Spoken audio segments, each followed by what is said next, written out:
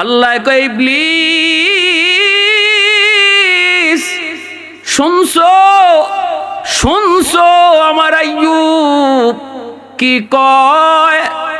ইবলিস কয় মালিক চারটা তার সুন্দরী সুন্দরী বিবি আছে, এই চারটা বিবির কারণে সে এখনো ভরসা রাখে। সন্তান মারা গেছে তো কি হইল, বিবি তো আছে, বিবি থাকলে সন্তান তো দুনিয়াতে আবারও আসার সম্ভাবনা আছে। এজন্যই আইয়ুব তোমার এই সিদ্ধান্তকে হাসি মুখে মেনে নিয়েছে। আল্লাহ পাক ইবলিস তাহলে বুঝি তুই আরো দেখতে চাও? ইবলিস কয় হ্যাঁ আরো দেখতে চাই।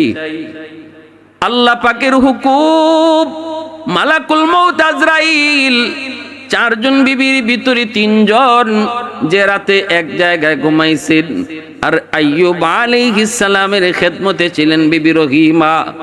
চার বিবির ভিতরে তিন বিবি যেই করে ঘুমায়াছেন, এই জায়গায় তিনজনের একসাথে মৃত্যু হয়েছে গো। কিন্তু আইয়ুব আলাইহিস সালামের খেদমতে যিনি ছিলেন বিবি রহিমা, আল্লাহর হুকুমে আল্লাহ পাক তারে বাঁচায় রাখলেন। তিনজন বিবির ইন্তেকালের খবর পয়গম্বরের কাছে আসার পরেও তিনি আল্লাহ পাকের নাশুকুর বান্দা নন। তখন তিনি আল্লাহ পাকের সিদ্ধান্তকে মেনে নিয়া ইন্না লিল্লাহি ওয়া ইন্না ইলাইহি রাজিউন এই বইলা আল্লাহ পাকের সিদ্ধান্তকে মেনে নিলেন। আল্লাহর হুকুম থেকে বিন্দু পরিমাণ গাফেল হন না। না না, চিরাচরিত নিয়ম মাফিক জিকির আজকারের রুটিনও কোনো পরিবর্তন হয় না। বিন্দু পরিমাণ আল্লাহর জিকিরের মধ্যে রুটিনে পরিবর্তন হয় না। আল্লাহ আবারও ডাক দিয়া কয় ইবলিস শুনছনি? ইবলিস কয় হ্যাঁ মালিক শুনছি, তবে আমার মন বলে আইয়ুব আর একটা জিনিসের উপর এখনো ভরসা করে। কোন জিনিস? কয় সব তো নিয়েছো, কিন্তু এখনো তার শরীরটা সুস্থ, এখনো পরিপূর্ণ সুস্থ রয়েছে। এই সুস্থতার কারণে সে এখনো ভরসা করে, লাগলে সে আরো বিয়ে করবে, এরপরে সন্তান জন্ম দিবে, আবারও তার সহায় সম্পদ ফিরে আনবে। সুস্থতার নিয়ামত তুমি তারে দিয়েছো, এই সুস্থতার বাহাদুরিটা তার ভিতরে এখনো রয়েছে। আল্লাহ কই ইবলিস না না, তুই ভুল বুঝো, আমার পয়গম্বর এমন না। ইবলিসে কয় না, সুস্থতার কারণেই কিন্তু এখনো সে ভরসা করে। আল্লাহ পাক কয় তাহলে বুঝি তুই দেখতে চাও? আল্লাহ পাক কয় তাহলে বুঝি তুই দেখতে চাও? এতগুলা পরীক্ষা আমার পয়গম্বর দিল, প্রতিটা পরীক্ষায় আমার পয়গম্বর পাশ করলো, এরপরও তোর পরীক্ষা নেওয়া বুঝি বাকি? তাহলে দেখ, সুস্থতার নিয়ামতও আমি আল্লাহ কেড়ে নিব, তারপরে তুই দেখবি। সুস্থতার নিয়ামত মানুষের জীবনের সবচেয়ে বড় নিয়ামত। সুস্থতার নিয়ামত মূসা আলাইহিস সালামকে আল্লাহ, আমি যদি নবী হইতাম, তুমি যদি খোদা হইতা, কোন জিনিসটা চাইতা? আমি যদি খোদা হইতাম, তুমি যদি বান্দা হইতা, আমার কাছে কি চাইতা? আল্লাহ কয় মূসা এটা তো কখনো হওয়ার না।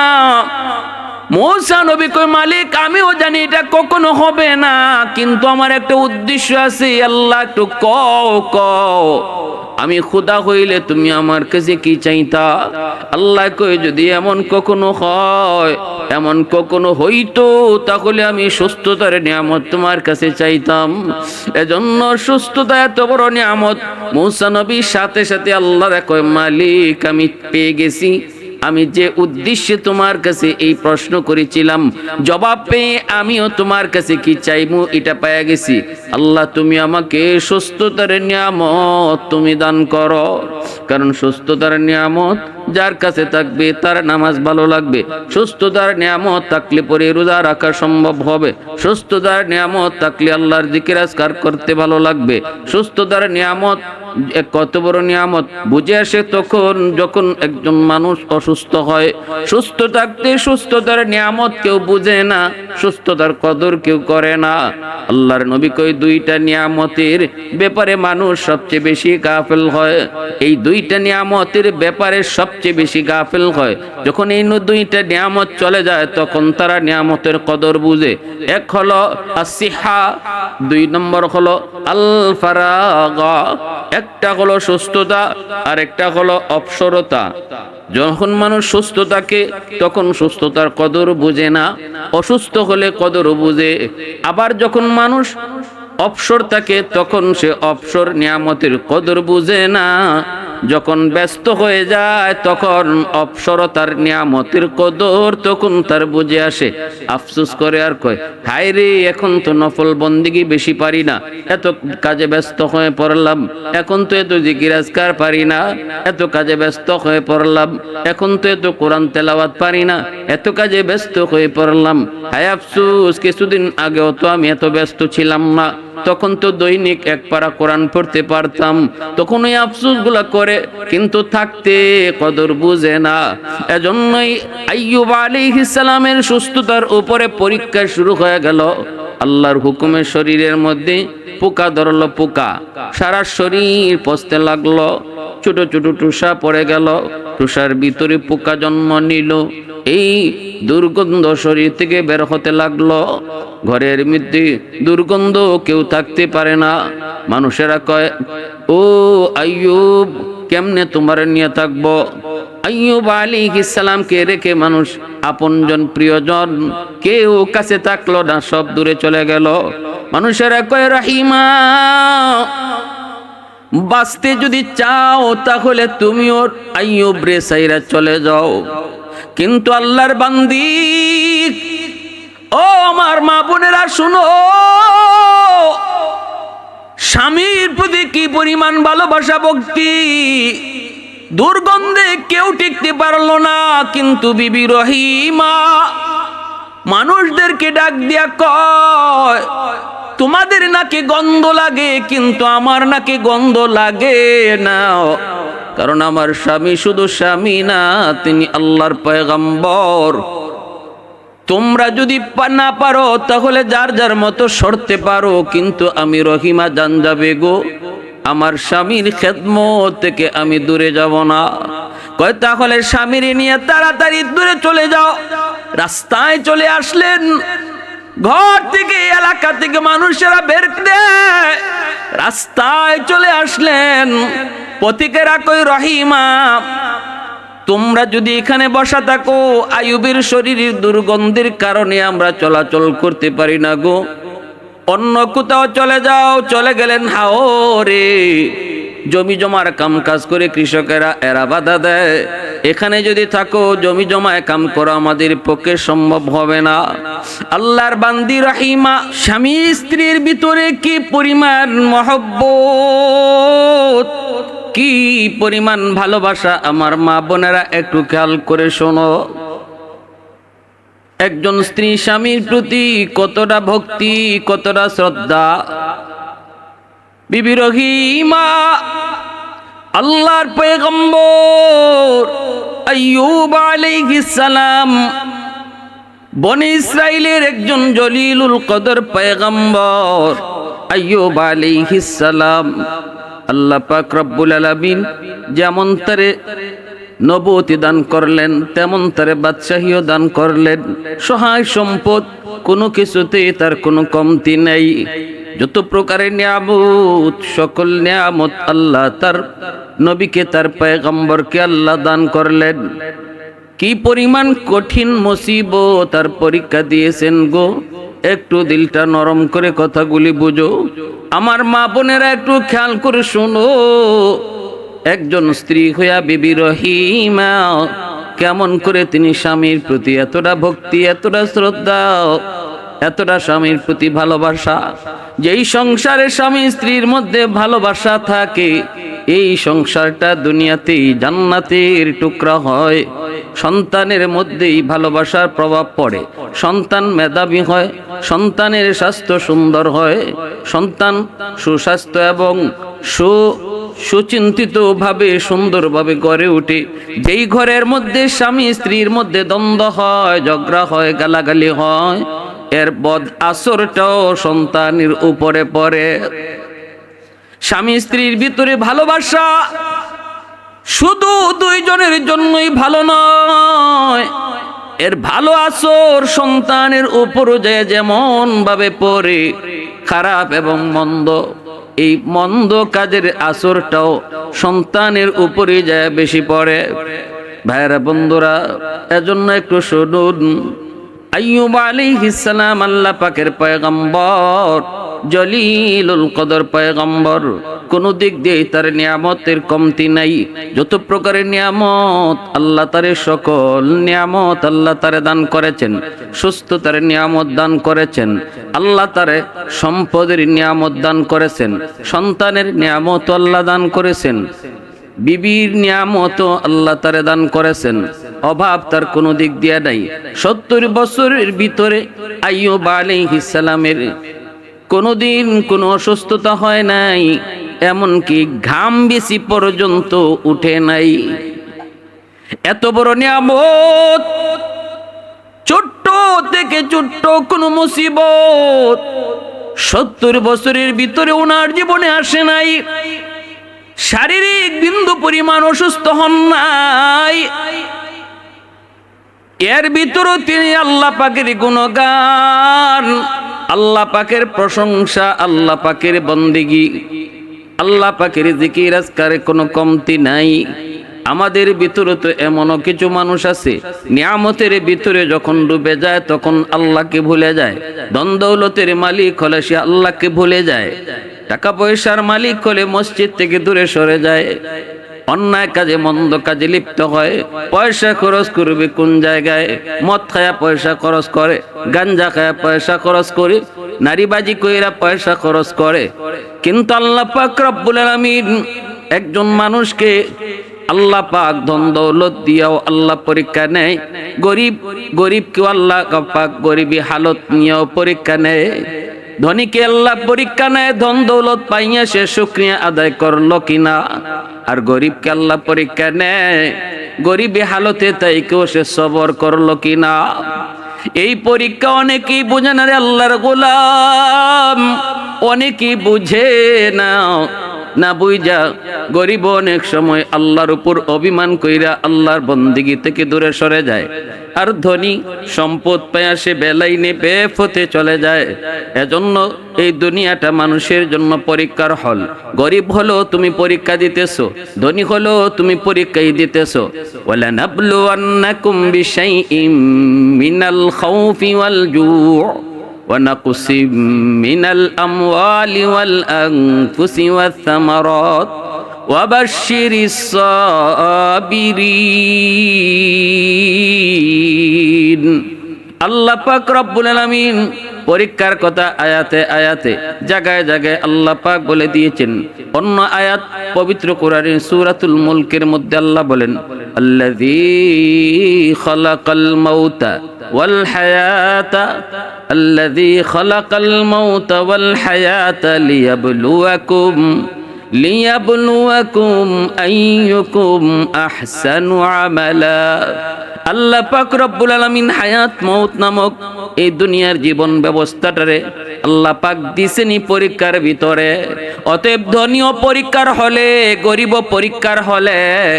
ধনী পরীক্ষা দেয়, ধনী হওয়ার পরও সে আল্লাহকে ভুলে যায় নাকি আল্লাহর গোলামি করে। গরিবী হালত পরীক্ষা দেয়, এই অবস্থায় সে সবর কইরা আল্লাহর বন্দেগী করে কি করে না। আইয়ুব আলাইহিস সালাম এতগুলি নিয়ামত, কোন দিক দিয়া কোন নিয়ামতের কমতি নাই। দুনিয়ার সকল নিয়ামত, সব রকমের নিয়ামত আল্লাহ তারে দান করলেন। এরপর আল্লাহর বন্দেগী থেকে গাফেল নন। একদিন ইবলিসে আল্লাহকে ডাক দেয়া কয়, মালিক তোমার আইয়ুব কেন আল্লাহরে ডাকে জানো নি? আল্লাহ তুমি তারে সব দিক দিয়ে প্রাচুর্য দান করেছো, কোন দিক দিয়ে তার কোনো অভাব নাই। আল্লাহ তারে কোনো বিপদ মুসিবতে ফেলায়া দেখবা আর তোমারে এইভাবে ডাকে না। সুখে আছে বিদায় তোমারে ডাকে, দুঃখে পড়লেই কিন্তু তোমারে ডাকবে না। ও মালিক পরীক্ষা করে দেখো। আল্লাহ পাক কয় না, অসম্ভব হতেই পারে না। আইয়ুব আমার পয়গম্বর, আমার নবী, সে যে হালতেই থাকুক না কেন আমি আল্লাহকে কখনো ভুলতে পারে না। ইবলিসে কয় আমি মানি না, বিপদে ফেলায়া দেখো, বন্দেগি করব দূরের কথা, নাম নি মনে আছে এটা দেখো, নাম নি তোমার মনে থাকে এটা তুমি দেখো। আল্লাহ পাক কয় ইবলিস তাহলে বুঝি তুই দেখতে চাস? কয় মালিক আমি দেখতে চাই। শুরু হয়ে গেল আল্লাহর পয়গম্বর আইয়ুব আলাইহিস সালামের উপর পরীক্ষা। পরীক্ষা শুধু নয়, কঠিন কঠিন থেকে কঠিন পরীক্ষা। এমন একটা দুইটা পরীক্ষায় পড়লি আমরা ফেল করতাম, এমন একটা দুইটা পরীক্ষায় করলি আমাদের হুঁশ থাকতো না। প্রথম নম্বর পরীক্ষা হলো আইয়ুব আলাইহিস সালামের যত সহায় সম্পদ ছিল, সম্পদের উপরে একে একে মুসিবতের খবর আসতে লাগলো। একে একে মুসিবতের খবর, অমুক জায়গায় এটা ধ্বংস, অমুক জায়গায় এটা আগুন লাগছে, অমুক জায়গায় এটা ধ্বংস হয়ে গেছে। এইভাবে যত সম্পদ ছিল একে একে সবগুলি সম্পদ ওনার হাতছাড়া হতে লাগলো। যতই বিপদের সংবাদ নবীর কাছে আয়, নবী কিন্তু ভেঙ্গে পড়েন না, বরং মুসিবত বিপদ আসলে পরে আল্লাহ যে দোয়া শিখাইছেন এই দোয়াটাই তিনি পড়ে আল্লাহর শুকরিয়া জ্ঞাপন করেন, বরং আল্লাহর আদেশ এবং আল্লাহর সিদ্ধান্তের উপরেই তিনি রাজি হয়ে যান। আল্লাযীনা ইযা সাবাতুহুম মুসিবা ক্বালু ইন্না লিল্লাহি ওয়া ইন্না ইলাইহি রাজিউন। আল্লাহ পাক বলে যে কোনো মুসিবত তোমাদের উপরে আসুক না কেন, মুসিবতের খবর শোনা মাত্রই তুমি ইন্না লিল্লাহি ওয়া ইন্না ইলাইহি রাজিউন পড়বা। আমরা শুধু মানুষের মৃত্যু সংবাদ শুনলে এই দোয়াটা পড়ি না, না, এই দোয়া শুধু মৃত্যুর সাথেই খাস নয়। যে কোনো মুসিবত, যে কোনো ছোটখাটো মুসিবতে পড়লো, কষ্টে পড়লো, সাথে সাথে এই দোয়াটা পড়া। অর্থ হলো আল্লাহ আমরা তোমারই জন্য, তোমার দিকে সবার যেতে হবে। আজ আমার ভাই, কাল আমি। এইভাবে আল্লাহ পাকের সিদ্ধান্তের উপরে নিজেকে সন্তুষ্ট রাখা। আল্লাহ কয় ইবলিস মুসিবতের খবর আমার পয়গম্বরের কাছে আসলো, দেখো একবারের জন্য না শুকরি করে নাই, একবারের জন্য সে বেসবরি করে নাই। আমি আল্লাহর হুকুমকে মেনে নিয়েছে, আমি আল্লাহর সিদ্ধান্তটাকেই মেনে নিয়েছে। ইবলিসে কয় মালিক 6টা ফুলা আছে জোয়ান জোয়ান, 6টা ছেলে আছে জোয়ান জোয়ান। আইয়ুব তো মনে মনে এই কথা কয় সম্পদ গেছে তো কি হইছে, 6টা ছেলে আছে আমার বড় জোয়ান জোয়ান, আমার ছেলে এবং আমি মিলে সম্পদ আবার যোগাবো। ছেলেদের উপরে ভরসা কইরা সে তোমার সিদ্ধান্তকে মেনে নিয়েছে। আল্লাহ পাক কই তাহলে বুঝি তুই আরো দেখতে চাস? কয় হ্যাঁ তাহলে আরো দেখতে চাই। 6টা ছেলে এক রুমের ভিতরে ঘুমাইল রে যুবক। রাতের বেলা চাঁদ ভেঙ্গে 6টা যুবক একসাথে এক জায়গায় মারা গেল। মৃত্যুর সংবাদ নবীর কাছে পৌঁছলো। নবী আল্লাহ পাকের হুকুম, আল্লাহর সিদ্ধান্ত কি হাসি মুখে মেনে নেয়। ইন্না লিল্লাহি ওয়া ইন্না ইলাইহি রাজিউন। সন্তান আমার কাছে ছিল আমানত, আল্লাহ তার আমানতকে বুঝায় নিয়ে নিছে। আমি আল্লাহর দেওয়া আমানত আল্লাহকে বুঝাইয়া দিছি, অতএব আমার মনে কোনো ধরনের কষ্ট নাই, আমার মনে কোনো ধরনের কোনো অভিযোগ নাই। বাবা তোমরা যে পথের পথিক, আমি নবী আইয়ুব একই পথের পথিক। সবাই আমরা আল্লাহর জন্য আমরা একই দিকে রওনা দিব, তার কাছে ফিরে যাব। আল্লাহ কয় ইবলিস শুনছো শুনছো আমার আইয়ুব কি কয়? ইবলিস কয় মালিক 4টা তার সুন্দরী সুন্দরী বিবি আছে, এই 4টা বিবির কারণে সে এখনো ভরসা রাখে। সন্তান মারা গেছে তো কি হইল, বিবি তো আছে, বিবি থাকলে সন্তান তো দুনিয়াতে আবারও আসার সম্ভাবনা আছে। এজন্যই আইয়ুব তোমার এই সিদ্ধান্তকে হাসি মুখে মেনে নিয়েছে। আল্লাহ পাক ইবলিস তাহলে বুঝি তুই আরো দেখতে চাও? ইবলিস কয় হ্যাঁ আরো দেখতে চাই। আল্লাহ পাকের হুকুম, মালাকুল মউত আজরাইল চারজন বিবির ভিতরে তিনজন যে রাতে এক জায়গায় ঘুমাইছেন, আর আইয়ুব আলাইহিস সালামের খেদমতে ছিলেন বিবি রহিমা। চার বিবির ভিতরে তিন বিবি যেই করে ঘুমায়াছেন, এই জায়গায় তিনজনের একসাথে মৃত্যু হয়েছে গো। কিন্তু আইয়ুব আলাইহিস সালামের খেদমতে যিনি ছিলেন বিবি রহিমা, আল্লাহর হুকুমে আল্লাহ পাক তারে বাঁচায় রাখলেন। তিনজন বিবির ইন্তেকালের খবর পয়গম্বরের কাছে আসার পরেও তিনি আল্লাহ পাকের নাশুকুর বান্দা নন। তখন তিনি আল্লাহ পাকের সিদ্ধান্তকে মেনে নিয়া ইন্না লিল্লাহি ওয়া ইন্না ইলাইহি রাজিউন এই বইলা আল্লাহ পাকের সিদ্ধান্তকে মেনে নিলেন। আল্লাহর হুকুম থেকে বিন্দু পরিমাণ গাফেল হন না। না না, চিরাচরিত নিয়ম মাফিক জিকির আজকারের রুটিনও কোনো পরিবর্তন হয় না। বিন্দু পরিমাণ আল্লাহর জিকিরের মধ্যে রুটিনে পরিবর্তন হয় না। আল্লাহ আবারও ডাক দিয়া কয় ইবলিস শুনছনি? ইবলিস কয় হ্যাঁ মালিক শুনছি, তবে আমার মন বলে আইয়ুব আর একটা জিনিসের উপর এখনো ভরসা করে। কোন জিনিস? কয় সব তো নিয়েছো, কিন্তু এখনো তার শরীরটা সুস্থ, এখনো পরিপূর্ণ সুস্থ রয়েছে। এই সুস্থতার কারণে সে এখনো ভরসা করে, লাগলে সে আরো বিয়ে করবে, এরপরে সন্তান জন্ম দিবে, আবারও তার সহায় সম্পদ ফিরে আনবে। সুস্থতার নিয়ামত তুমি তারে দিয়েছো, এই সুস্থতার বাহাদুরিটা তার ভিতরে এখনো রয়েছে। আল্লাহ কই ইবলিস না না, তুই ভুল বুঝো, আমার পয়গম্বর এমন না। ইবলিসে কয় না, সুস্থতার কারণে কিন্তু এখনো সে ভরসা করে। আল্লাহ পাক কয় তাহলে বুঝি তুই দেখতে চাও?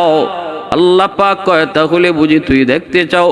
এতগুলা পরীক্ষা আমার পয়গম্বর দিল, প্রতিটা পরীক্ষায় আমার পয়গম্বর পাশ করলো, এরপরও তোর পরীক্ষা নেওয়া বুঝি বাকি? তাহলে দেখ, সুস্থতার নিয়ামত আমি আল্লাহ কেড়ে নিব, তারপরে তুই দেখবি। সুস্থতার নিয়ামত মানুষের জীবনের সবচেয়ে বড় নিয়ামত। সুস্থতার নিয়ামত মূসা আলাইহিস সালামকে আল্লাহ, আমি যদি নবী হইতাম, তুমি যদি খোদা হইতা, কোন জিনিসটা চাইতা? আমি যদি খোদা হইতাম, তুমি যদি বান্দা হইতা, আমার কাছে কি চাইতা? আল্লাহ কয় মূসা এটা তো কখনো হওয়ার না। মূসা নবী কয় মালিক আমিও জানি এটা কখনো হবে না, কিন্তু আমার একটা উদ্দেশ্য আছে। আল্লাহ একটু কও কও, আমি খোদা হইলে তুমি আমার কাছে কি চাইতা? আল্লাহ কয় যদি এমন কখনো হয়, এমন কখনো হইতো, তাহলে আমি সুস্থতার নিয়ামত তোমার কাছে চাইতাম। এজন্য সুস্থতা এত বড় নিয়ামত।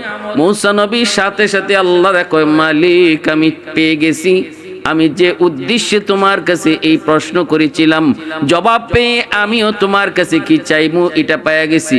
আল্লাহ তুমি আমাকে সুস্থতার নিয়ামত তুমি দান করো, কারণ সুস্থতার নিয়ামত যার কাছে থাকবে তার নামাজ ভালো লাগবে। সুস্থতার নিয়ামত থাকলে পরে রোজা রাখা সম্ভব হবে। সুস্থতার নিয়ামত থাকলে আল্লাহর জিকির আজকার করতে ভালো লাগবে। সুস্থতার নিয়ামত কত বড় নিয়ামত বুঝে আসে তখন যখন একজন মানুষ অসুস্থ হয়। সুস্থ থাকতে সুস্থতার নিয়ামত কেউ বুঝে না, সুস্থতার কদর কেউ করে না। আল্লাহর নবী কই দুইটা নিয়ামতের ব্যাপারে মানুষ সবচেয়ে বেশি গাফেল হয়। এই দুইটা নিয়ামতের ব্যাপারে সবচেয়ে বেশি গাফেল হয়। যখন এই দুইটা নিয়ামত চলে যায় তখন তারা নিয়ামতের কদর বুঝে।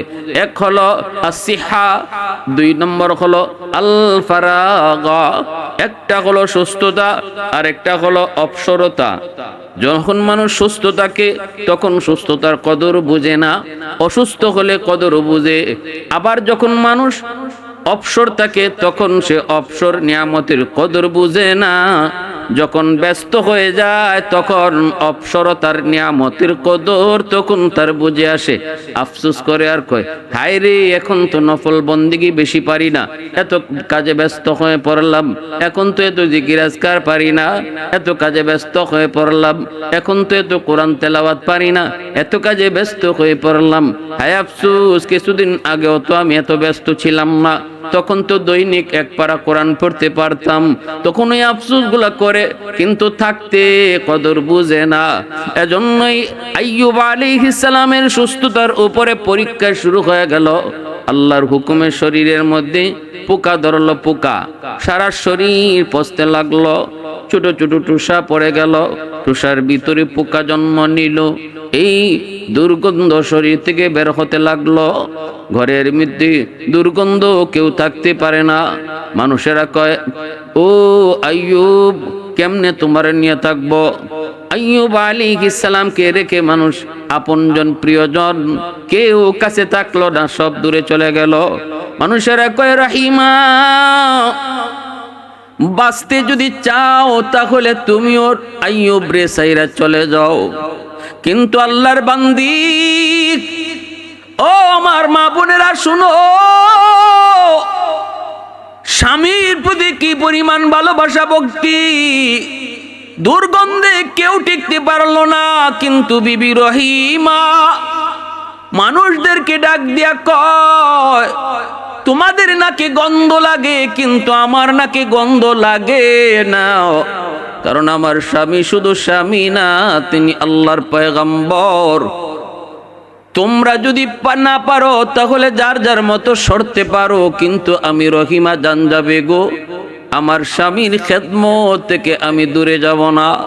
কয়, তাহলে স্বামীর নিয়ে তাড়াতাড়ি দূরে চলে যাও। রাস্তায় চলে আসলেন, ঘর থেকে এলাকা থেকে মানুষেরা বের দেয়, রাস্তায় চলে আসলেন। পথিকেরা কই, রহিমা, তোমরা যদি এখানে বসা থাকো, আইয়ুবের শরীরের দুর্গন্ধের কারণে আমরা চলাচল করতে পারি না গো, অন্য কোথাও চলে যাও। চলে গেলেন হাওরে।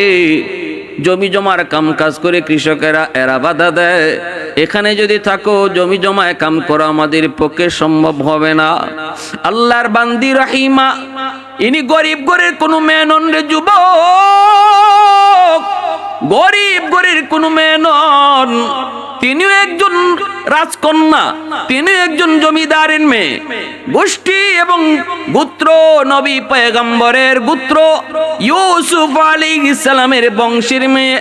তাফসীরের কিতাবের ভিতরে লিখেন, বিবি রহিমা হলেন ইউসুফ আলাইহিস সালামের গোষ্ঠী এবং বংশের মেয়ে। অতএব বংশ হলো নবীর বংশ। আবার সম্পদের দিক দিয়েও বাবা ছিলেন জমিদার বাদশাহ। এত সম্পদশালী সুন্দরী, আবার সম্ভ্রান্ত বংশের একজন নারী, মহিষী নারী বিবি রহিমা স্বামীকে ছেড়ে যেতে রাজি হন নাই। মানুষেরা কয়, জমি জমায় কাম করতে পারি না, তাড়াতাড়ি করে অন্যত্র চলে যাও। স্বামীকে নিয়ে তিনি চলে গেলেন জঙ্গলে, যেই জায়গায় এলাকার মানুষের ময়লা মূত্র ফলানো হইতো।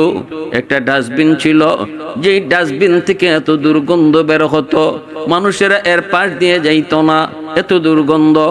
বিবি রহিমা আল্লাহর পয়গম্বর আইয়ুব আলাইহিস সালামকে নিয়ে তিনি ওই ডাস্টবিনের কাছে যাই একটা ছোট্ট ঝুপড়ি বানাইলেন। কারণ এটাই মনে করলেন এই দিক দিয়ে মানুষের কোনো যাতায়াত নাই, অতএব আমার স্বামীকে নিয়ে যদি এই জায়গায় থাকি তাহলে কেউ আর বাধা দিবে না। এই জায়গাতেই থাকতে লাগলেন, স্বামীর সেবা করেন, কিন্তু স্বামীর কি খাওয়াবেন, খানার তো প্রয়োজন। তিনি চলে যেতেন সকালবেলা বসতিতে, গ্রামের ভিতরে যায়া তিনি টুকটাক কাম কইরা কিছু খাবার সংগ্রহ কইরা এই খাবার নিয়ে স্বামীকে তিনি খাওয়াইতেন গো। এ আল্লাহর গোলাম স্বামীরে খাওয়াইতেন হালুয়া পাকাইয়া, কিন্তু এই হালুয়া কেমনে খাওয়াইবেন গো? চামচ দিয়ে মুখে দিতে পারেন না, কারণ পুরা মুখটা পুকে খায়া শেষ করে ফেললো। দাঁতের জামিটা পর্যন্ত পুকে খায় শেষ করে ফেলেছে। চামচ দিয়া যদি খাওয়াইতে যান, চামচটা যদি ওই ক্ষত জায়গার মধ্যে লাগে তাহলে নবী চিৎকার দিয়া ওঠে। আঙ্গুল দিয়েও খাওয়াইতে পারেন না, আঙ্গুলের নখটা যদি ক্ষত জায়গার মধ্যে লাগে তাহলে চিৎকার করে উঠেন, চিৎকার দিয়া উঠেন। আল্লাহ পাক রব্বুল আলামিনের কাছে পয়গম্বর শুধু একটাই আবদার করেছিলেন, মালিক, ও মালিক, আমি তোমার কাছে কখনো বেসুবরি করব না, না শুকরি করব না। আল্লাহ শুধু একটা আবদার করি, মালিক 70 বছর পর্যন্ত আমাকে তুমি সুস্থতার নিয়ামত দিয়েছো, একটা দিনের জন্য আমার নিয়ামত তুমি কেড়ে নাও নাই। আজ তুমি আমাকে অসুস্থ বানাইছো, বছরের পর বছর চলে যায়। আল্লাহ তোমার কাছে একটা আবদার করি, তুমি আমারে অসুস্থতা দিয়েছো, শুধুমাত্র সবর করার মতো তৌফিক তুমি আমাকে দান কইরো। আরেকটা আবদার করি, মালিক, পোকায় যদি আমার দাঁত খায়, পোকায় যদি আমার চেহারা খায়, পোকায় যদি আমার হাতও খায়, পোকায় যদি আমার পাও খায়, পোকায় যদি আমার পুরো বডিটাও খায়, চোখও খায়, কানও খায়, খাক, আমার আপত্তি নাই। কিন্তু মালিক, আমার জিহ্বাটা তুমি পোকা দিয়ে খাওয়াও না, কারণ এই জিহ্বা দিয়ে আমি আল্লাহ আল্লাহ জিকির করি। আল্লাহ, আমার জিহ্বাটা যদি পোকায় খায়, আমি কেমনে তোমারে আল্লাহ কয়া ডাকমু, কেমনে তোমারে আল্লাহ আল্লাহ জিকির করমু। আল্লাহ, তুমি আমার জিহ্বাটা পোকা দিয়া খাওয়াও না। আল্লাহর পয়গম্বর আল্লাহর কাছে আবদার করেছে, মালিক, সবর করার তৌফিক দান কইরো। এ আল্লাহর গোলাম বিবি রহিমা কেমনে তিনি খাওয়াবেন, কিভাবে খাওয়াবেন? চামচ দেওয়া পারেন না, হাত দেওয়া পারেন না। ওই অবস্থায় নিজের জিহ্বাটার মধ্যে হালুয়া উঠাইয়া ওই জিহ্বাটারে চামচ বানাইয়া জিহ্বাটার পয়গম্বরের মুখের ভিতরে ঢুকাইতেন। নিজের জিহ্বাটারে, নরম জিহ্বাটারে ভিতরে ঢুকাইয়া অলকমের কাছে নিয়ে তিনি হালুয়াটা ভিতরে ঢুকাইয়া দিতেন। আল্লাহর বান্দি স্বামীর প্রতি কি পরিমাণ ভালোবাসার ভক্তি! যেই দুর্গন্ধ মানুষ থাকতে পারে না, ওই দুর্গন্ধ মুখের মধ্যে নিজের জিহ্বাটারে চামচ বানিয়ে হালুয়া ঢুকাইতেছেন। এ দুনিয়ার মুমিন বান্দা বান্দিরা শুনো, বিশেষ করে আমার মা বোনেরা খেয়াল করো। আমার নবী রহমতের নবী বলেছেন, কোন মহিলার উপরে যদি তার স্বামী রাজি থাকে, আর যদি আর মহিলা দুনিয়া থেকে বিদায় নেয়, ওই মহিলার জন্য জান্নাতের গ্যারান্টি নবী দিয়েছেন।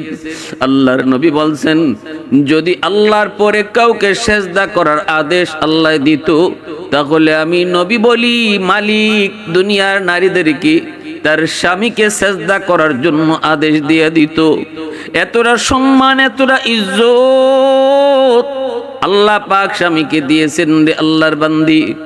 এবার আল্লাহর বান্দি বিবি রহিমা চামচ বানাইলেন, নিজের জিহ্বাটারে চামচ বানায়া স্বামীরে তিনি এইভাবে হালুয়া খাওয়ান।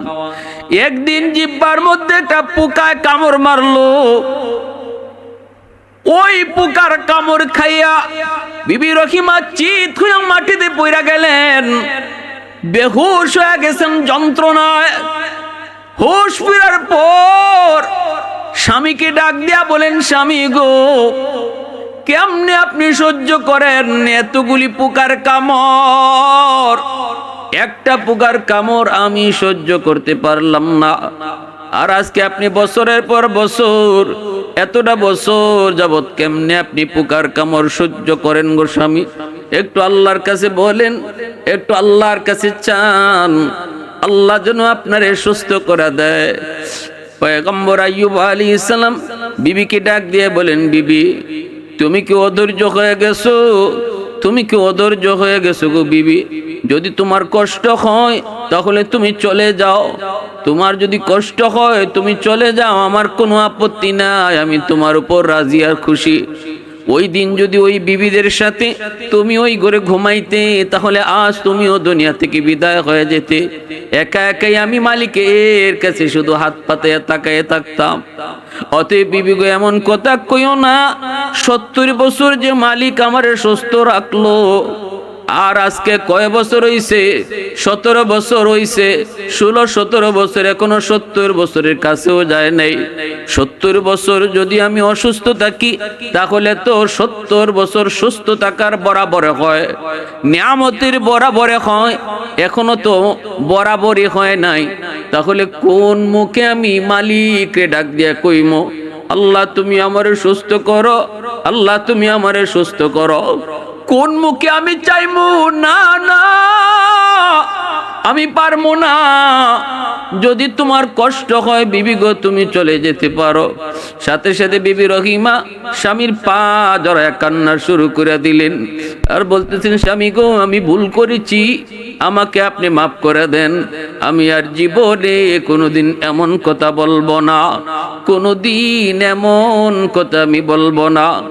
এরপরে আল্লাহর বান্দি তিনি বের হয়েছেন এলাকার মধ্যে, বসতির মধ্যে স্বামীর জন্য খানার ব্যবস্থা করবেন। বিবি রহিমায় কয়, মা, চুল তুমি দাবি কইরো না, না না, কারণ এই চুলটা হলো আমার স্বামীর লাঠি।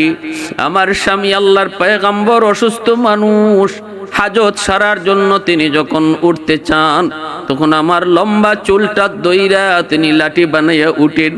আমার চুলটা তুমি চাইও না, আমার চুলটা দাবি কইরো না, এই চুলটা হলো আমার স্বামীর লাঠি। ইহুদি মহিলা কয়, আমি এত কিছু বুঝি না, কিছু চুল যদি দাও তাহলে আমি তোমাকে খাবার দেব।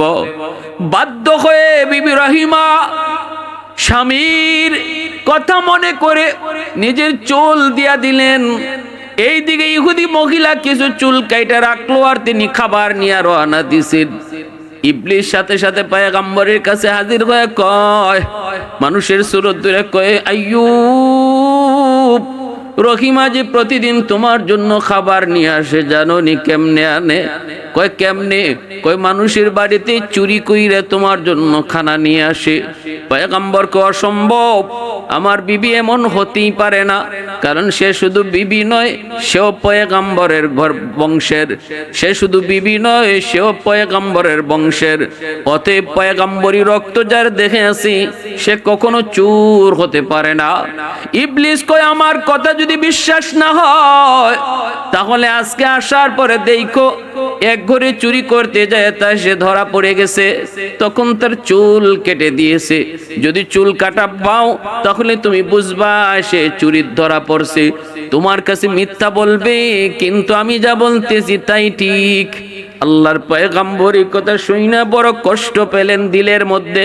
সাথে সাথে কসম করে বসলেন, যদি আমি সত্যি রহিমার চুল কাটা পাই, তাহলে আমি তারে 100টা বেত মারব, এবং আর তারে আমি বিবি হিসাবে রাখবো না। এই দিকে বিবি রহিমা আসতেছেন। আসা মাত্রই পয়গম্বর আইয়ুব খানা মুখে নেন না, না নিয়ে বলতেছে, রহিমা, তোমার চুল দেখবো, চুলটা একটু দেখাও। চুলটা দেখতে যেয়ে তিনি দেখতে পেলেন কিছু চুল কাটা। পয়গম্বর তো রাগান্বিত হয়ে গেলেন, গুসায় ফেটে যাচ্ছেন। সাথে সাথে বলতেছে, বিবি গো, তোমার খানা আমার লাগবে না, তুমি চলে যাও, চলে যাও। তুমি আমার জন্য খানা আনতে গিয়ে বুঝি মানুষের বাড়িতে চুরি করো? চুরি করা মাল আমি খাই না, হারাম মাল। কখনো ইমানদার মুমিন হারাম খায় না, হারাম খাইতে পারে না। হারামের ভিতরে কখনো আরাম হয় না। আল্লাহ পাক রব্বুল আলামিন হালাল জিনিসটাকে আমাদের জন্য আল্লাহ পাক রিজিক হিসেবে রাখছেন। হারাম কখনো মুমিন ইমানদারের রিজিক হতে পারে না। যাও, তুমি চলে যাও, তুমি চলে যাও, তোমার খানা আমি খাবো না। বিবি রহিমা হাউমাউ করে কান্না শুরু করে দেন।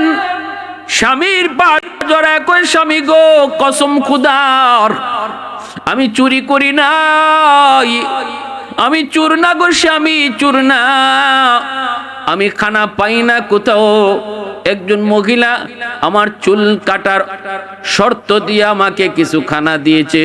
আমি যতই বলেছি চুলটা চাইও না, সে আর কোনো কিছুই মানে না। আমি শুধু আপনার কথা খেয়াল করে, আপনার কষ্টের কথা খেয়াল করে আমি আমার চুলটা দিয়েছি, তার বিনিময়ে আমি কিছু খানা নিয়ে এসেছি। কিন্তু আইয়ুব আলাইহিস সালাম তিনি কেমনে বিশ্বাস করবেন?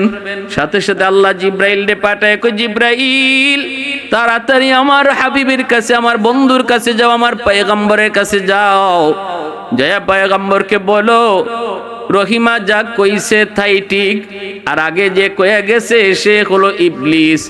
আর আমার পয়গম্বরে কইও 100টা বেত মারার যে কসম করেছিল, এই কসম পুরা করার জন্য 100টা ছোট ছোট কঞ্চি হাতে নিয়া একবার শুধু রহিমার গায়ে আঘাত করত, কসম পুরা হয়ে যাবে। জিব্রাইল আমিন আইসা হাজির, নবীকে ডাক দিয়া বলতেছেন, নবী গো, রহিমা যা বলছে তাই ঠিক, আর আগে যে বলে গেছে সে মানুষ না, সে আপনার কোনো শুভাকাঙ্ক্ষীও না, সে হলো মানুষের চিরশত্রু, তার নাম হলো ইবলিস। কত বড় শয়তান! ইবলিসের কাজটাই হলো মানুষের সফলতা বন্ধ করে দেওয়া। ইবলিস যখনই দেখে কোনো মানুষ আল্লাহকে পাওয়ার লাইনে আগাইতেছে, ইবলিস তখনই তার পথে বাধা হয়ে দাঁড়ায়। ইবলিসের শরীরে আগুন লেগে যায়। কোনো মানুষ যখন আল্লাহকে পাওয়ার রাস্তায় আগায়, ইবলিসের গায়ে সেটা বরদাস্ত হয় না। কারণ আল্লাহর কাছে ওয়াদা করে আসছে যে মানুষের কারণে আজকে আমি জাহান্নামী হয়েছি, ওই মানুষ কেমন করে জান্নাতে যায় আমি ইবলিস দেখব। এই মানুষ কেমনে তোমার খুশি করে এটাও আমি দেখব। আমি তার ডানে বামে সামনে পিছনে সর্বদিক দিয়া ষড়যন্ত্রের জাল বিছিয়ে রাখবো। যাবে কোন পথে? যে পথেই যাবে আমার জালে আটকা পড়বে। কিন্তু আল্লাহ বলে, ইল্লা ইবাদাকা মিনহুমুল মুখলাসিন, আমার মুখলিস বান্দা যারা, তাদের বিন্দু পরিমাণও ক্ষতি করতে পারবি না। যারা আমি আল্লাহকে ভয় করে, যারা আমাকে সাথে নিয়ে চলে, তার কোনো ক্ষতি তুই করতে পারবি না। ইমানদার মুমিন ভালো করে মনে রেখো, আল্লাহ রিজিক যা আমাদের জন্য আল্লাহ পাক হালাল রিজিকের ব্যবস্থা করেছেন, হারাম থেকে দূরে থাকতে বলেছেন। হালালের ভিতরে আল্লাহ পাক শান্তি রাখছেন, আর হারামের ভিতরে অশান্তি রাখছেন। সুদ খাওয়া হারাম, ঘুষ খাওয়া হারাম, চিটারি বাটপারি করা হারাম, অন্যের মাল বক্ষণ করা হারাম। করতে পারো, আনতে পারো, শান্তি পাবা না। শান্তি দেওয়ার মালিক আল্লাহ। টাকায় শান্তি আসে না, সম্পদের ভিতরে শান্তি না, শান্তির মালিক আল্লাহ। এর চাবিও আল্লাহর হাতে। আল্লাহ যদি শান্তি দেয় তাহলেই শান্তি মিলে, আর আল্লাহ যদি শান্তি না দেয়, কোটি কোটি টাকার মালিক হয়েও শান্তি নামক নিয়ামতের দেখা পাবে না। এটা আল্লাহর হাতে। শান্তি যদি কিনতেই পাওয়া যাইতো তাহলে দুনিয়াতে গরিব শান্তির কোনো বাগই পাইতো না। সব ধনীরা শান্তি কিনে লই আইতো টাকা দিয়া। টাকা পয়সা তো সব শান্তির জন্য। এই শান্তি যদি না পাইলে তো টাকা দিয়ে কি হইতো? টাকা দিয়ে শান্তি কিনে নিয়ে আসতো। কিন্তু না, আল্লাহ পাক এটা তার হাতেই রাখছেন। দেখবেন গরিব আরামে ঘুমায়, আর কোটিপতি ঘুমের ট্যাবলেট খাইয়াও ঘুম ধরে না। গরিব আরামে ঘুমায়, রিক্সাওয়ালা রিক্সা থামায়া হাতটারে বালিশ বানায় ঘুমায় যায়, আর কোটি কোটি টাকার মালিক মকমলের বিছানায় এসি রুম, এরপরও ঘুম আসে না। আমার ভাইরা বন্ধুরা, যুবক, এরপরে জিব্রাইল আমিন নবীকে একটা সালাম দিলেন। আল্লাহর পয়গম্বর তিনি সালামের জবাব দিতে একটু দেরি করলেন। আল্লাহ রাব্বুল আলামিন জিব্রাইলকে জানাইছে, জিব্রাইল, আমার পয়গম্বর আইয়ুব পরীক্ষায় উত্তীর্ণ হয়ে গেছে। 70 বছর পর্যন্ত যদি আমি তারে অসুস্থ রাখি, সে সাফ সাফ জানাই দিছে, এর ভিতরেও সে একবারও সে না সবুর হবে না, বেসবুর হবে না। এরপরে সে আমার কাছে হয়তো সুস্থতার নিয়ামত আবদার করবে, সমানে সমানে গেলে। অতএব আমার আইয়ুবের পরীক্ষায় পাস। ইবলিস, এবার তুই কি করব? ইবলিসে কয়, মালিক আমারও বুঝ হয়ে গেছে। ফেরেশতারা কয়, মালিক আর পরীক্ষা লাগবে না। আইয়ুব নবী তার পরীক্ষায় 100 সফল। আল্লাহ কয়, জিব্রাইল, এবার তুমি যাও। রহিমা গেছে কিসে? এলাকার ভিতরে ঢুকছে খানা আনতে। তুমি যায়া আমার পয়গম্বর আইয়ুবকে আমার সালাম জানাও। জিব্রাইলে আমিন আইসা সালাম জানালেন। নবী সালাম দিতে একটু দেরি করলেন। এরপরে জিব্রাইল সালাম একটু দেরিতে জবাব দেওয়ার কারণে জিব্রাইল জিজ্ঞেস করে, নবী গো, নবী হয়ে যদি সালামের জবাব দিতে দেরি করেন উম্মত কি করবে? সালাম দেওয়া সুন্নত, জবাব দেওয়া ওয়াজিব। ভালো করে একটা মাসালা বুঝবেন, সালাম দেওয়া সুন্নত, জবাব দেওয়া ওয়াজিব। একজনে সালাম আপনারে দিল, আপনি যদি সালামের জবাব না দেন তাহলে ওয়াজিব তরকের গুনাহ হবে। সালাম যে দিল সে না দিলে তার গুনাহ হইতো না, কিন্তু কেউ যদি দেলায় তার জবাব আপনাকে দেওয়ানোই লাগবো, না দিলে আপনার গুনাহ হইব। কবিরা গুনাহ কি জাত গুনাহ? কবিরা গুনাহ হইব। ওয়াজিব তরকের গুনাহ হলো কবিরা গুনাহ। এজন্য সালাম যে দেয় তারে জবাব শোনায়া দিতে হয়। মুখে মুখে মনে মনে জবাব দিল জবাব হয় না। সালামের জবাব সালাম দাতাকে শোনায়া দিতে হয়। এটা হলো সালামের জবাব দেওয়ার তরিকা। আমাদের সমাজের কিছু মানুষ আছে সালাম দিলে পরে উত্তর না দিয়ে কয় উ উ, মাথা ঝুঁকি দিয়ে কয় উ উ, কুয়া কোনো জবাব হয় না। সালামের জবাব দিতে হয় ওয়া আলাইকুম আসসালাম ওয়া রাহমাতুল্লাহ তারে শুনাইয়া। আর রাজনৈতিক কিছু সালাম আছে, আসসালামু আলাইকুম, হ্যাঁ তুলে, এটা কোনো সালাম না।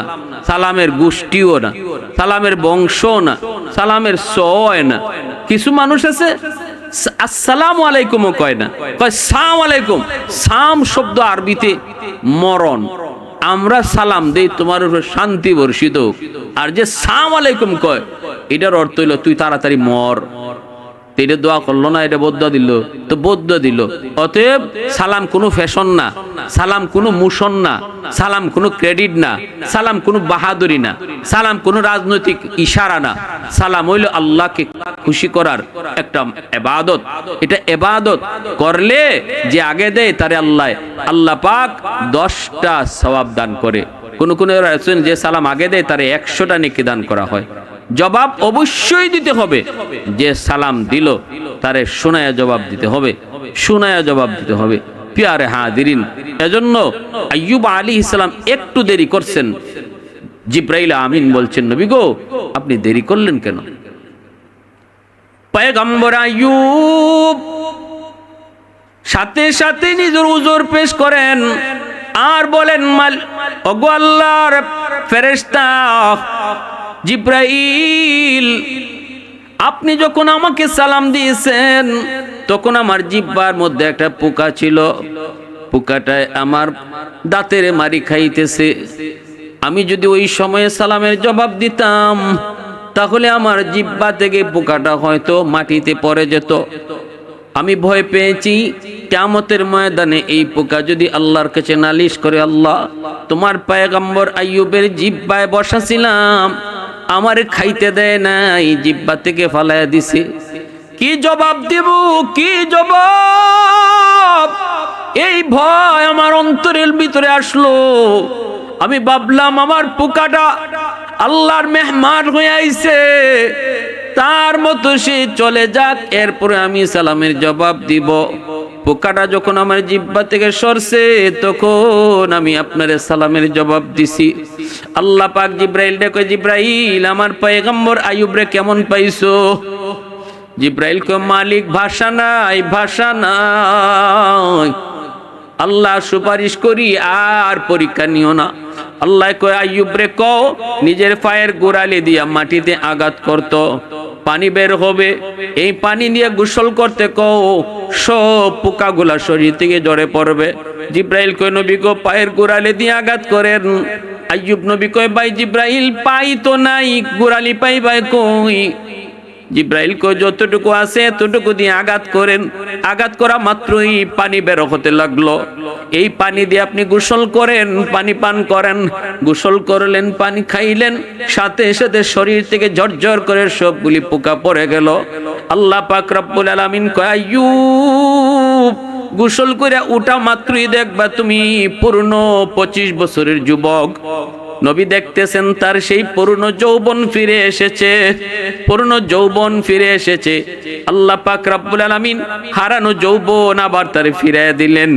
তিনি বৈশা রইছেন একটু দূরে, জিব্রাইল আমিন চলে গেলেন, বিবি রহিমা আসলেন স্বামীর কাছে।